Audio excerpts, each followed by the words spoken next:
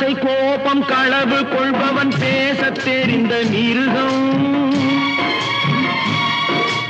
அன்பு நன்றி கருணை கொண்டவன் மனித வடிவில் தெய்வம். இதில் மிருகம் என்பது கள்ள மனம், உயர் தெய்வம் என்பது பிள்ளை மனம்.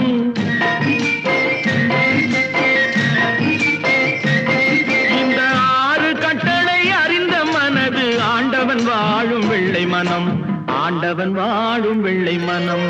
6 மனமே 6, அந்த ஆண்டவன் கட்டளை 6. தேர்ந்து மனிதன் வாழும் வகைக்கு தெய்வத்தின் கட்டளை 6, தெய்வத்தின் கட்டளை 6. 6 மனமே 6, அந்த ஆண்டவன் கட்டளை 6.